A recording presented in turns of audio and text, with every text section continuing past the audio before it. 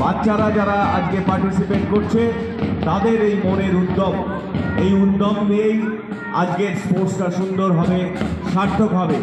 বাচ্চারা তোমাদের গরম লাগছে কি? গরম লাগছে? গরম লাগছে না? তাহলে বাবাই তুমি বুঝতে পারলে যে গরম লাগছে না, তো গরম লাগবে না, আজকে সারাদিনই ঠান্ডা থাকবে, সুতরাং আমাদের স্পোর্টস ভালো হবে। ইতিমধ্যে সর্বমঙ্গলা দিয়ে এসে গেছে এই ঠান্ডা আবহাওয়ায়। সর্বমঙ্গলা দিকে বলবো আপনি আপনার অলিভিয়া ম্যাডামও এসছে, সর্বমঙ্গলা দি এবং অলিভিয়া ম্যাডাম দুজনেই এসে গেছে, দুজনকেই ধন্যবাদ।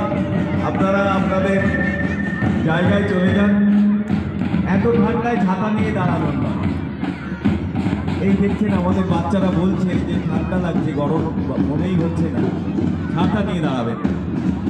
তো ধন্যবাদ অলিভিয়া ম্যাডামকে, ধন্যবাদ সর্বমঙ্গলা।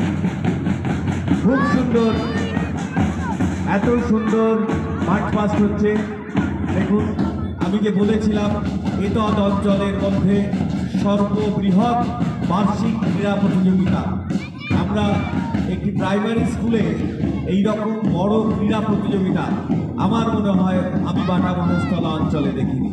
আমি আনন্দিত এবং আশা করি আপনারা সবাই আনন্দিত হবেন, গর্ববোধ করবেন এইসব বাচ্চাদের।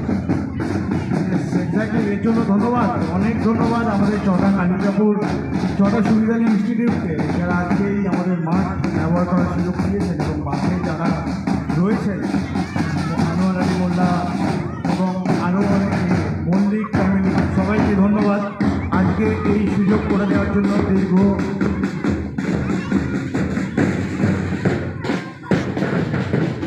32 বছর আমাদেরকে এই সুযোগ করে দেওয়ার জন্য, চটা শিক্ষানিকেতনের স্পোর্টসকে এই লেভেলে নিয়ে যাওয়ার জন্য অনেক ধন্যবাদ চটা গ্রামবাসীকে আর সমস্ত বাচ্চাদেরকে যারা এখন গার্জিয়ান হয়ে গেছে।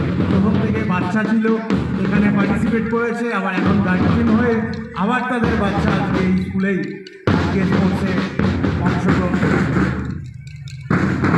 কি সুন্দর কথা। আমরা এর আগেও বলেছি এই চটা নিকেতন থেকে ডাক্তার হয়েছে, ইঞ্জিনিয়ার হয়েছে, এখন ছাত্রছাত্রী